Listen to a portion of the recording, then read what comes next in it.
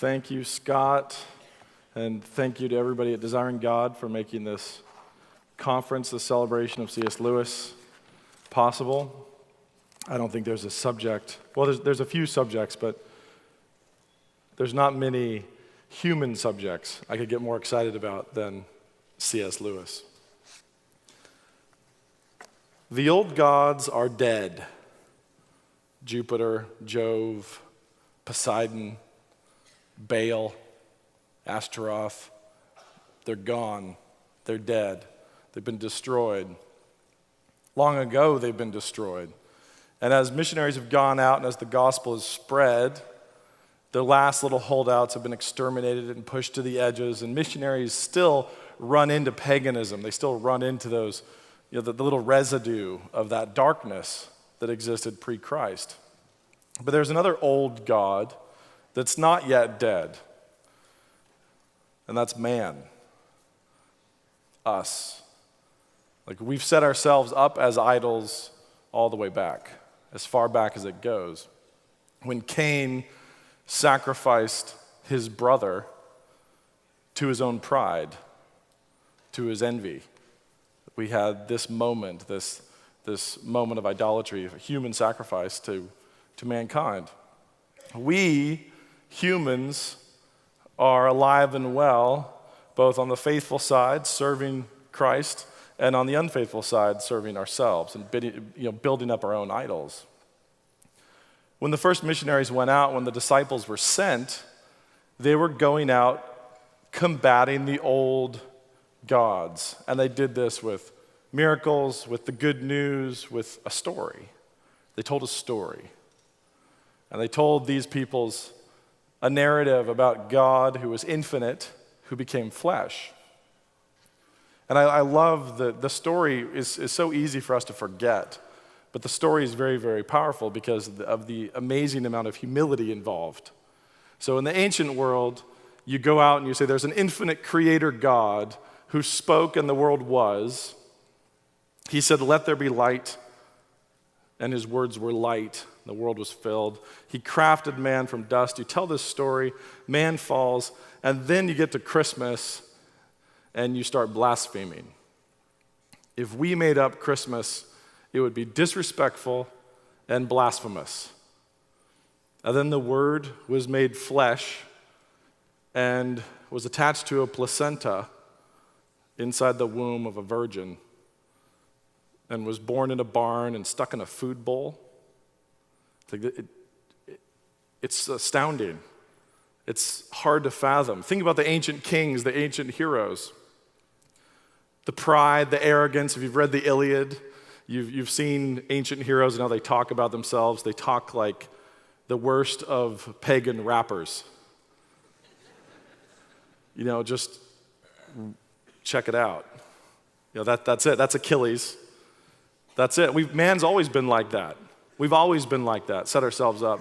And the gospel, the first preachers of the gospel went out and told a story that just cut off all this paganism, all this idolatry at the socks, just destroyed it. And they proved it by laying down their lives. They proved it by being as humble as the one they served. They proved it with the stories of their own lives. And now we here have to do the same. But we have to do the same against the idols of our own age. Unless you're a missionary actually up against current Baal worship, you're not worrying about that kind of paganism. You're worrying about humanistic, pride of man, idolatry. And that's what C.S. Lewis was working on. That's what he was fighting. C.S. Lewis is this modern apostle, this modern disciple who is attacking idols and the idols of his age and ours. He didn't go after Baal.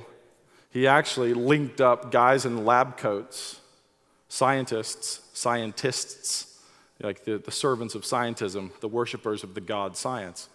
He linked them up to Baal. He just boiled it right down to paganism. And he attacked the idolatry of our own time, which is something that we have to do as well. And he did it incredibly effectively. It lasts to this day. It's affected writers everywhere, people everywhere, kids everywhere.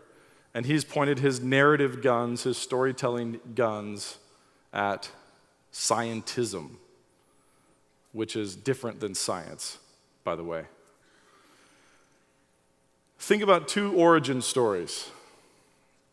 And Lewis, the reason why this title is Myth Wars is because Lewis believed that we had the true myth, that Christianity is a myth, but it's a myth, capital M, myth, true, the true myth, the myth upon which all other myths have spun off of, imitated or combated. We have the myth, capital M, of Christianity on the one side. The story I just spat out a one-sentence version of. In the beginning was the Word. That story. And on the other hand, we have the story of scientism. Particles, chaos, accident, just death, despair, devouring, this cycle of destruction and devouring that has given us, us, right? This is why we're here. Think about these two different stories. And one of the prophets of modernistic scientism was H.G. Wells. He was right at the beginning. He was one of the ones that Lewis went after really aggressively in his own time.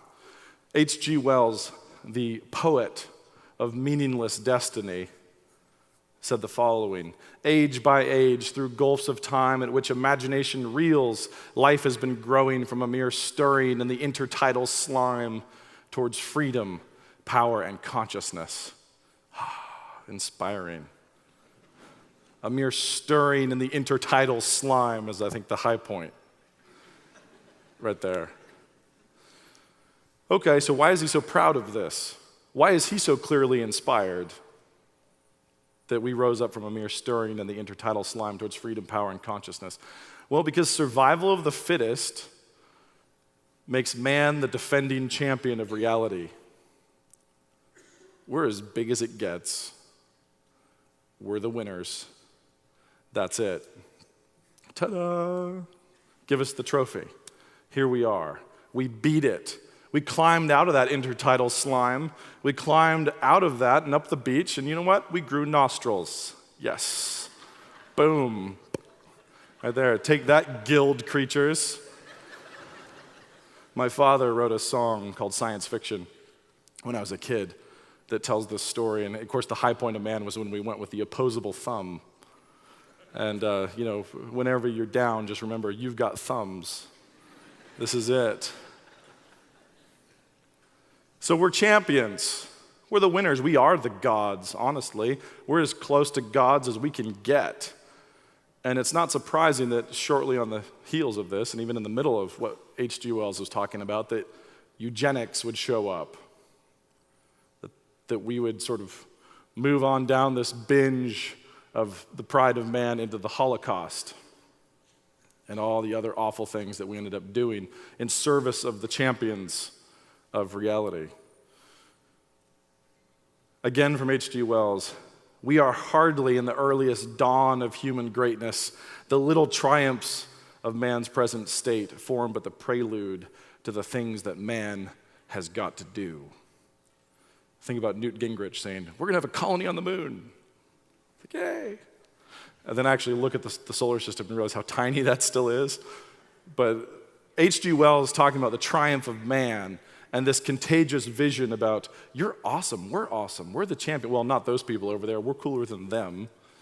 And we're going to have our own little academic elite core, and we're going to build ourselves up into gods, and technology will serve us, and other people will serve us. And you know what? We'll keep them around as long as they do, but then we're just going to exterminate them, and we're going to build and grow and improve our race, because there is no God. There's just this great big devouring mess. And it's all about power. And that's it. Those quotes from H.G. Wells are both from A Short History of the World. And it's full of them, of him just waxing poetic about the great and noble chaos from which we have arisen by ourselves, owing no one any thanks, owing no one any gratitude. We, by ourselves, made the iPhone. Chimps, stay in your cages. We've got the iPhone. It's depressing. It's really depressing. But Dawkins will wax poetic about it and be so moved. And many, many other people have as well. And it's easy for people like me and us to say, man, evolution is just a bad story. Like, really? One day hydrogen was running in the hall and it tripped. Oh, and then boom. Like everything just, there it goes. And here you and I are as we sort of fly through space, and it's like, hello, I'm a piece of shrapnel, you're a piece of shrapnel, and we're all just through this explosion. Bad story, right? Well, on the one hand, yes, it's an awful story. It's a terrible story. But on the other hand, no. Every lie that's effective has a true hook, has an appeal. From Lewis, and this is from an article called The Funeral of a Great Myth, which I originally saw in a little book called Christian Reflections, compiled by Hooper.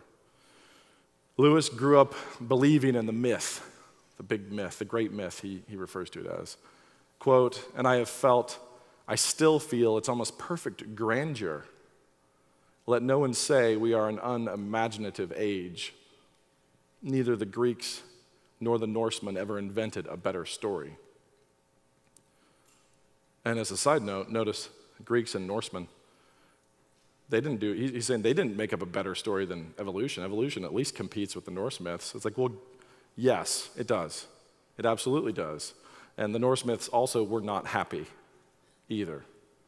We will all fight, we will bleed, we will be dead. And do you know what? Then we'll go up to the hall, up there, and we'll have a big party, and then we'll be invaded and devoured and killed along with the gods. Okay, there's the Norse myth. Great. Real optimistic.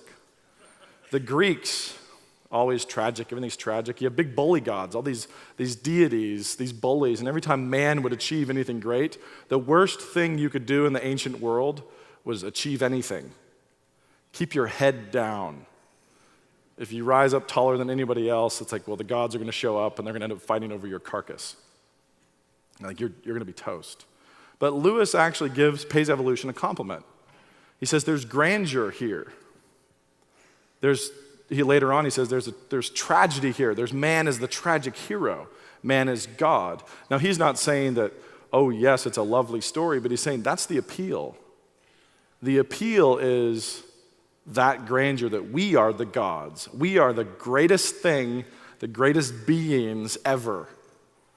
Like, that's us. And that obviously plays to our own pride. Radically.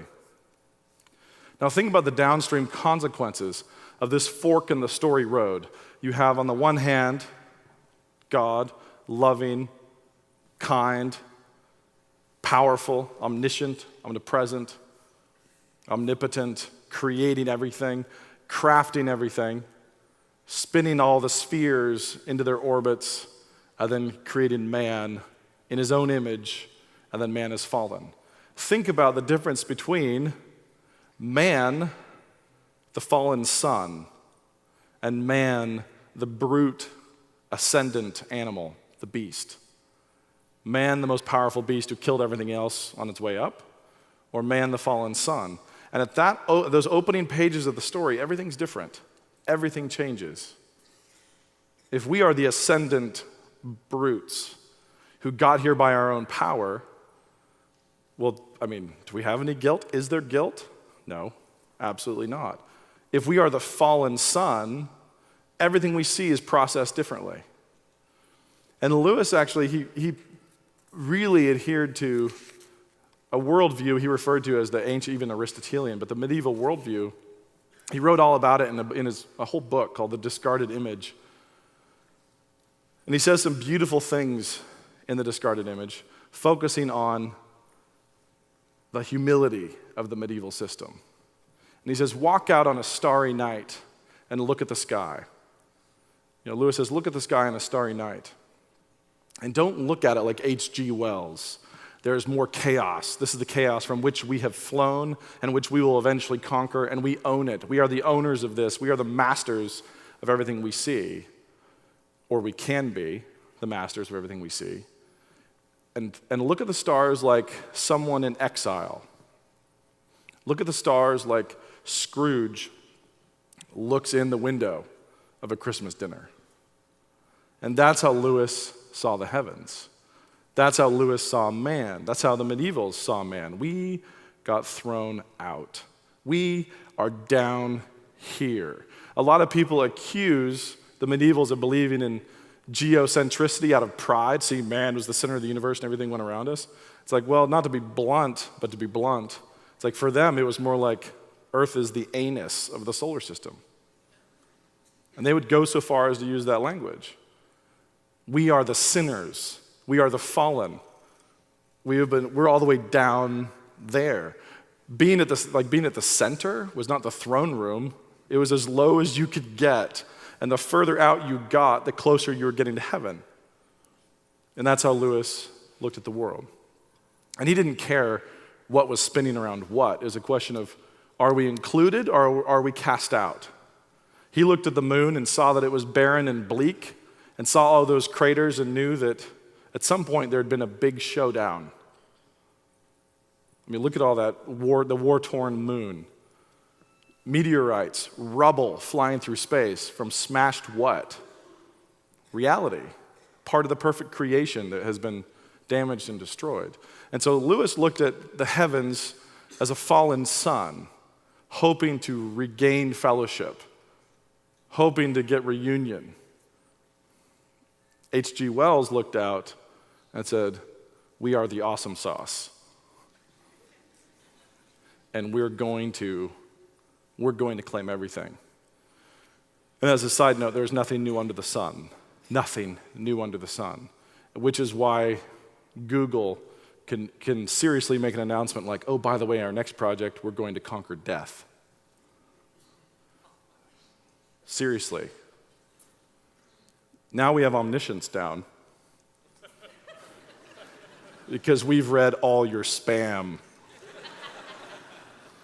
Next, we're going to conquer death. Don't be too impatient, they said. It'll take us a couple decades. Oh, really? Really? They've not read a book, clearly. They don't know what a villain looks like. They don't know how this works out in the story. Anytime the scientist stands up and says, ha-ha, here comes immortality for me, it doesn't work out.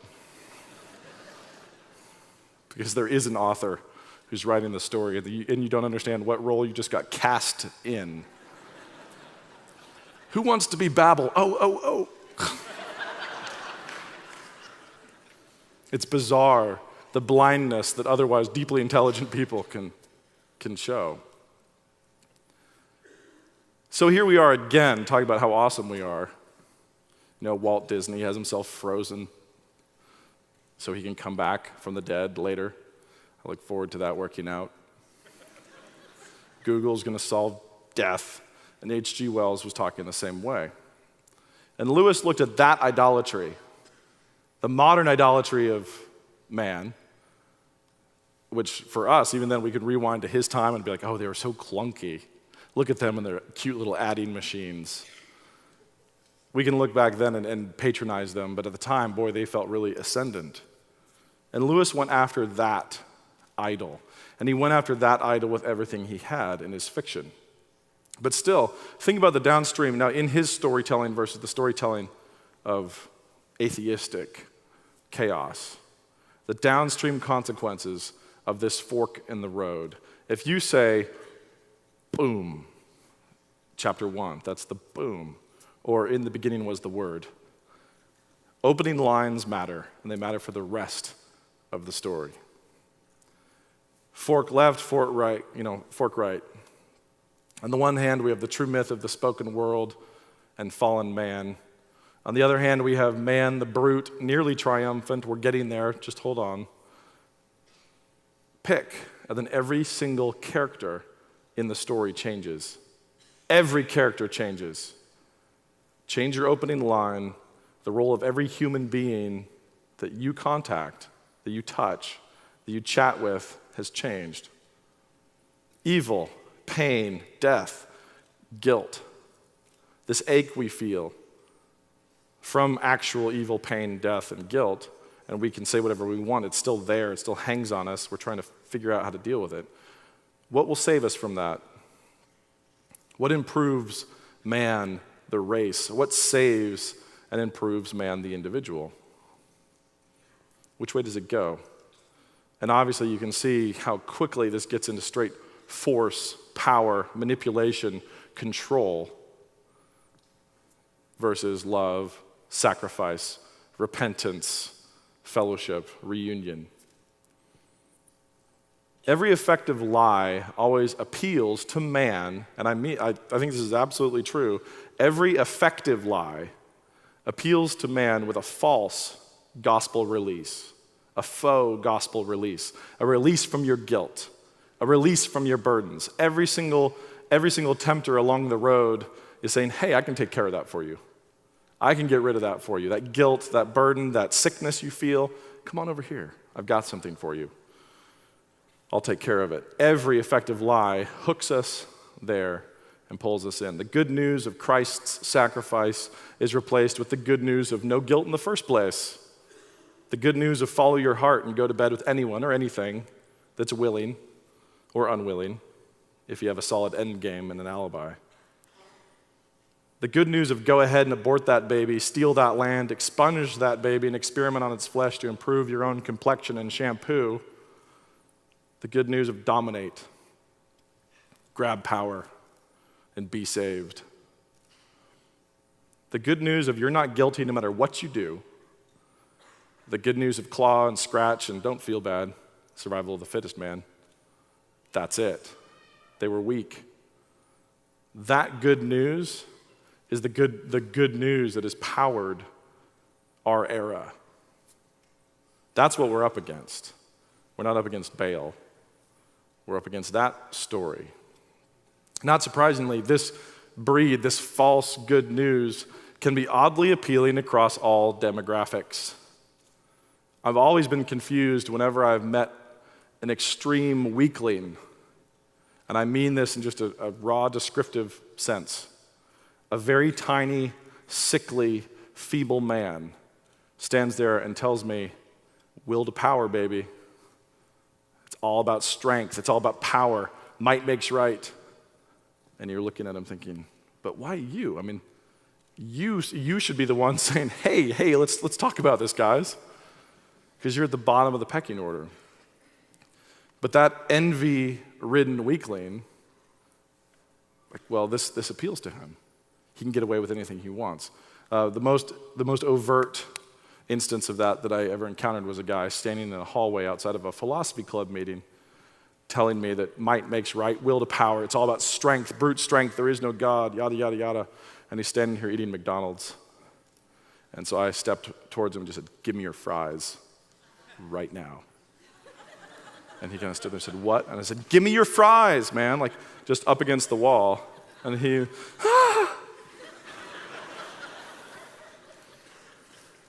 You don't want that. Nobody wants that. There's always someone bigger, but the lie still appeals to us. The lie still appeals because it releases us. And we forget for a second that it releases other brutes bigger and meaner and better connected than us as well. Power-possessing potentates, the Wall Street guys, the big money. Well, obviously this appeals to them because they can do whatever they want, right? Dictators, it appeals to them. But then weaklings in the philosophy club, it appeals to them. It's strange. And we have this other story, the story of the all-powerful God whose Son became flesh and dwelt among us and who died for you to give his righteousness to you, to take your guilt from you. This is our story. You are at the bottom of the totem pole. You're tiny. We're all that weakling.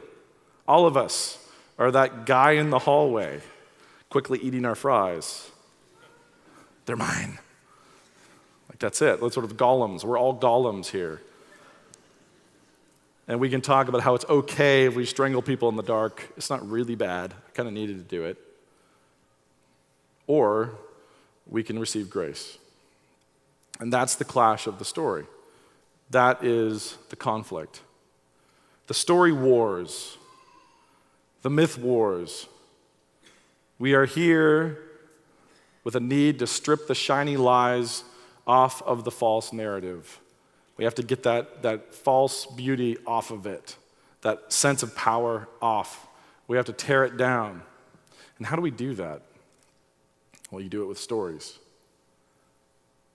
You see how Nathan the prophet used a story to get to King David, and how effective it was, because he didn't walk right into his defenses and his self-rationalizations. He trapped him in a narrative. Lewis himself experienced this hook of story when he was reading George MacDonald. 16 years old in a train station, reading an old beat-up copy of George MacDonald and feeling an ache. One of the guys I've worked with in publishing for as long as I've been writing, he read The Lion, the Witch, and the Wardrobe when he was 6 years old on Christmas. And he told me that he's been trying to find that feeling again ever since. That's why he was in publishing. Here he is in a big New York publishing house. He's published all this stuff, and all he's trying to do is find that spark, that joy that he saw there in that book. And that's books, right? It came in books. It's like, no, it's the gospel. It's Christianity. Story wars. They tell a story, we tell our story.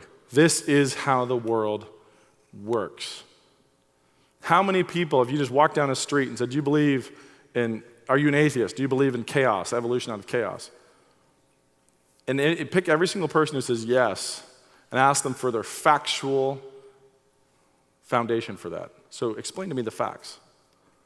Give them to me. And also explain to me your epistemological access to those facts. You were told in high school or junior high or college this. You don't know this. You have no access to this. You've never seen the fossil record. You have no idea what goes into the astronomers' speculative dates of the stars. You don't know. You're just a dude on a sidewalk. But he's a dude on a sidewalk within a narrative stream. He's a dude on a sidewalk where if you say, hey, I think evolution's probably not true, I think there is a God, people will go like, you moron. That's why he believes that. It's just it's the narrative pressure. It's the cool shaming. This is the dominant paradigm right now. This is the dominant idolatry right now, and it was in Lewis's day. And standing up and mocking it and shredding it and beating it up takes courage, but it also takes storytelling ability. Because you can say whatever you want, but you're not going to effectively replace the narrative unless you tell something that sings. You tell the truth, and it better be harmonic, because the world is. When you open your mouth to say, you know what, our story's better, you can't then fail to tell it well.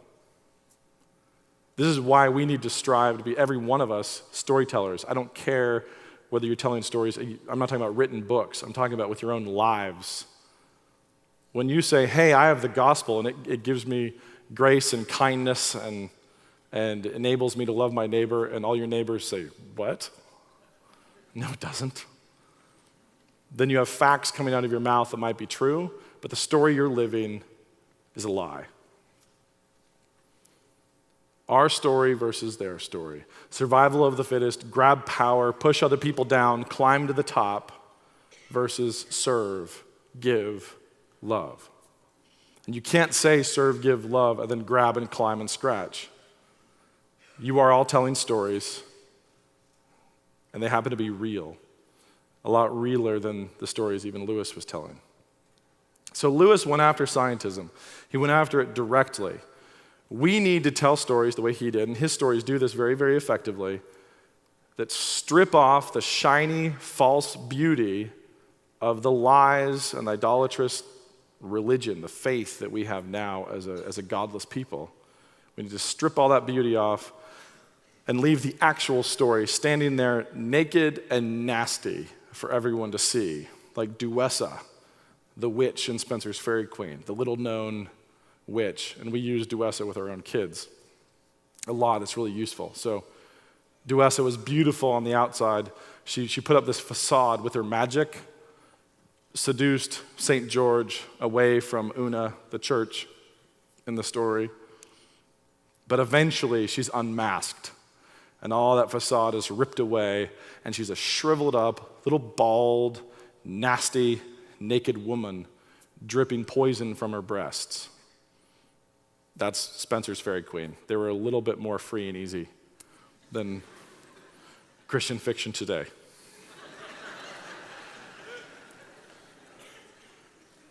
But when you tell somebody, hey, it's all chaos, man, you're not guilty, you're also saying you're pointless. You're shrapnel, you're useless. You're also saying there's no such thing as truth, goodness, or beauty. You're also saying, which is more beautiful, a sunset or a gang rape? And you're like, it's a personal preference thing. That all comes with that other story. That's all part of the other story, which they want to dodge around. They don't want to tell that part. And it's the job of our storytellers, and we are all storytellers of some level. It's the job of our storytellers to strip that away with the truth, and not to leave a vacuum afterwards, but to actually construct a beautiful narrative in its place. There are, as it turns out, plenty of Christians who personally resist the idolatries of our age, the scientism of our age, the chasing after technology as a savior, government as a savior, power as a savior. Because every time you see people, if they're running after government or they're running after technology, or they're running after money, they're just looking for some type of power that will save them, some type of power that will help elevate them, release their guilt. We're here now and people are doing that. When we go to tell our stories, we need to replace it with something that's more beautiful, because we have the truth and it is more beautiful. It's really unfortunate when you're right and you lose a debate, when you have the truth and you fail the truth. So the pressure's on. And we have Lewis as a terrific example of how to do this. Story wins. The best story always wins. It is winning. And the beautiful thing is that the author of the story is going to win no matter whether or not we pooch it ourselves. But we have the opportunity to be used as the kind of characters we want to be. So think back to Google volunteering to be at the new Tower of Babel. You don't want to do that. You want to be volunteering to be Sam Gamgee. You want to be volunteering to be Trumpkin the Dwarf. You want to be volunteering to be cast in these characters of those faithful characters that we've seen Christians use effectively. We must demythologize. We must remove the magic from the lies. And this is what Lewis did. Now, focusing specifically on the space trilogy. Lewis, and everybody knows Lewis and Tolkien were friends. And they're having a pint, which they probably did too often. And Lewis said, the quote I've heard, I've seen slight variations of this, but Tollers, there is too little of what we really like in stories. I'm afraid we shall have to write some ourselves. Lewis and Tolkien over a beer. And it wasn't until later that Lewis really began to understand the power of stories he told. He understood the power of stories that had affected him personally. He'd been swept up by Wagner. He'd been affected by MacDonald. He knew what it was like to be picked up and carried and having his imagination reshaped and his loves reshaped and his desires reshaped by a story. But he hadn't done it himself. He wrote Out of the Silent Planet. And he built it on this medieval worldview that was anti-arrogance of man. And it focused on a real basic divergence in the two different narratives. One was power, manipulation, coercion. Seek that. And the other was authority, which is interesting. Like authority. Why could Moses part the Red Sea? And everybody would be like, well, he didn't. God did. Right. Okay, sure. Well, how can I breathe? I don't. God does, right? I don't do it. How do I make my heart beat right then? And then, and then, and then. It's like, I didn't. God did. Moses got used. How did he do that? He was given the authority to do it. God gave it to him. How do we do our things when somebody says, oh, good news, we've experimented on enough dead babies that now we can regrow your fingertip? You say, okay. I have no problem with you regrowing my fingertip. But how did we come by that? We stole it. Violence, force, coercion. We killed people. There was an ethical dilemma around whether or not we could use the knowledge gained by the Nazis in their awful experiments. They did horrific things to people, evil, awful things, and they kept very careful notes. So can we use the notes and move on? And there's this discussion around it. But what you see there is people trying to grab and steal. Think about the magician's nephew and C.S. Lewis when they come to a garden, and there's a door, and you can just walk in and God will give it to you. And the witch is climbing the wall. And then the main character is asked, is this for yourself? Are you grabbing this fruit for yourself, or are you taking it for somebody else? Is this service? Because if it's for somebody else, you can just take it. And the witch is climbing and grasping. This is one of Lewis's themes. Power through theft, manipulation, coercion, versus power through gift, authority. And think for a second, like, okay, well, I'm not Moses, but you are a child of God's. You are an heir to the kingdom, to the world. Your older brother paid for your sins. The firstborn from the dead sits at the right hand of God. This is his world, and he will sit there until all his enemies are a footstool. That comes with a little bit of authority. If you have a personal relationship with the creator of the universe, there's some authority that comes with that. You can speak to evil and not fear at all. You shouldn't. But Lewis talked about authority, obedience and authority versus manipulation and coercion. And so Out of the Silent Planet, you see these scientists making their little machine to go through space and try to get to Mars. And then you have angels. You get there and you have this fight, and he's trying to communicate the medieval world picture that we are fallen, we are the silent planet, we are the ones who've been cast out of the garden, and there's a reunion waiting for us, and nobody got it. And you can read it and you're like, yeah, it's a fun little space story, but it's easy to miss it. And then like 60 reviewers reviewed it, and a couple of them thought that he'd gotten the idea somewhere else. Everybody just assumed he'd made it all up. Nobody realized he was trying to communicate his faith. And one of them even realized where it came from and said, but he obviously doesn't really have the courage of his convictions, doesn't really think it. And that was the moment when he realized how powerful stories could be.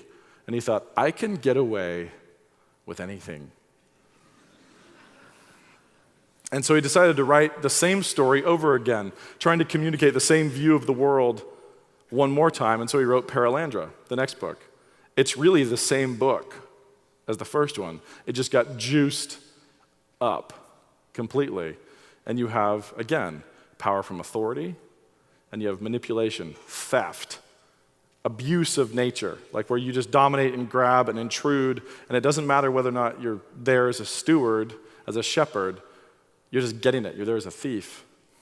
And in Paralandra, he tried to communicate the fact with his unman there that true brute force scientism always devolves into the old devil worship. If you serve power, eventually, if you do this for long enough, you're going to run into the fact that there are other powers out there. And they're going to be more than willing to take you as a servant. The road chasing power always leads, in his words, to sheer devil worship. That's where it ends up. It can start as materialism. It can never stay there. It always ends up chasing that. Now, after Paralandra, he went to That Hideous Strength. And this is one of my favorite books of his. And it's the most relevant, honestly, to what we deal with now, because it's scientists chasing knowledge, learning things, right? Slicing animals into little tiny pieces to figure out what makes them alive. All this cruelty, all this force, and then authority. Men and women, a small band of people who are given authority. And all the manipulation in the world can't overcome it. It just breaks over it like it's a rock. This is the rock that hits the foot of the statue that knocks the statue over. This is faith. And that's what that hideous strength centers on. Ransom, this character who went off to Paralandra, he flew there because he was carried. He was commanded to go. He was brought. He didn't abuse it. And actually, it's kind of funny. I could quote Jurassic Park right here. There's a great line in Jurassic Park when they're bringing the dinosaurs back, and the Jeff Goldblum character says, they're only concerned with whether or not they can do it, not worried about whether or not they ought to do it. Like, that's his insight. And it's a great insight, and it's where we are right now. So I can talk to athletes who tell me, like, yeah, I've got to go down to Panama to get these stem cell injections in my shoulder injury because they're illegal in the U.S.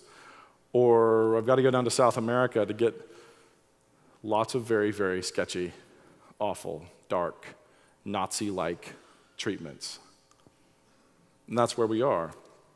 Lewis tells his story, the story of scientists and professors and academics who are pursuing knowledge as power. And it doesn't take them long before they are sacrificing a person in front of a head, which they have managed to keep alive with tubes plugged into it. The skull is open, and there's this head of this man whose head has been decapitated. And they've kept this thing alive with test tubes and everything, and now they're on their faces naked, prostrating themselves to it because it's been possessed by another being, and this is the power that they're trying to open themselves up to. And you think, wait, Lewis, aren't you cheating? You're cheating. You just took these scientists and said, and then they started worshiping demons. Yes, absolutely.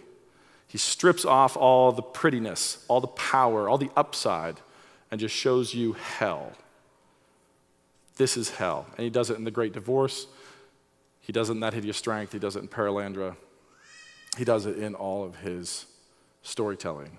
Everywhere he goes, he's talking about obedience, submission, the authority that comes from service and faith, and theft, stealing, grabbing, grasping. When God says, and I could go on, and I could get very, very academic and just focus in on the prose and themes and myths he's trying to bring in to the Space Trilogy or to his other books, but the fact is I'm a lot more interested in how it affects us. Like, what does it mean for you when you leave here, when you walk out of the room? What does it mean for me? And this isn't because I want to be selfish, but because I want to learn. I want to actually imitate him successfully and move on down the road. What does it mean for us to try to be storytellers? Be storytellers, and even more important than that, be stories. Be good stories with your own lives. Look at the kind of thing that God tells us that he likes. The first shall be last. Okay, the last shall be first. Greater love hath no man than this. Think about all the little things you've heard, all the things you've been taught. Now think of that as literary criticism of lives lived.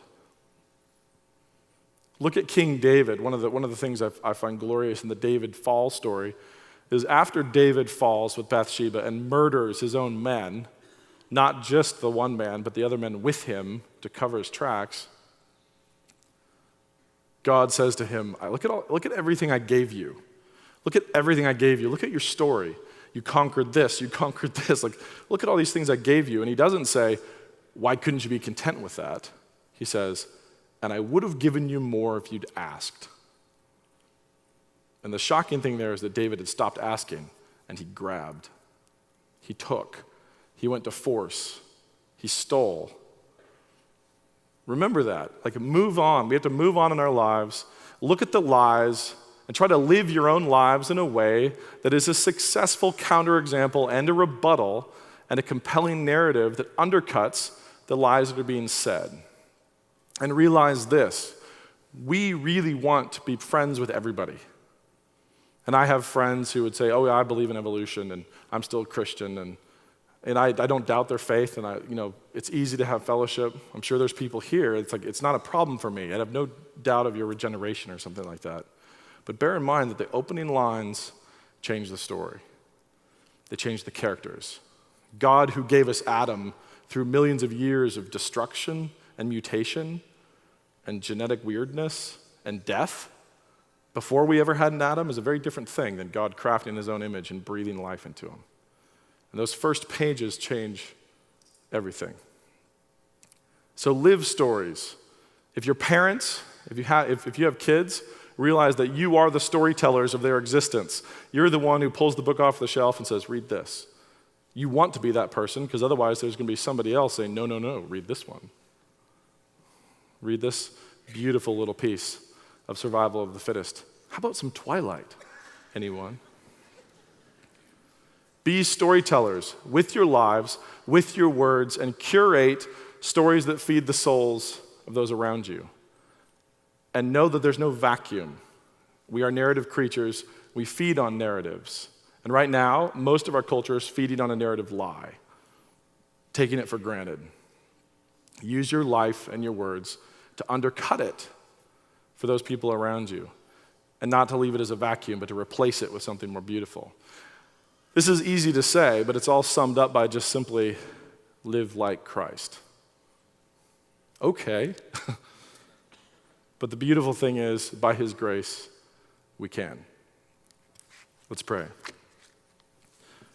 Father, thank you for this time we have together to talk about one of our older brothers gone ahead. I pray that you would bless us through his words, enable us to carry on the torch to those whose lives we touch, telling stories, and living and telling those stories in a way that glorifies and honors your Son, the Word made flesh, who dwelt among us. We ask this in his name. Amen. Thank you.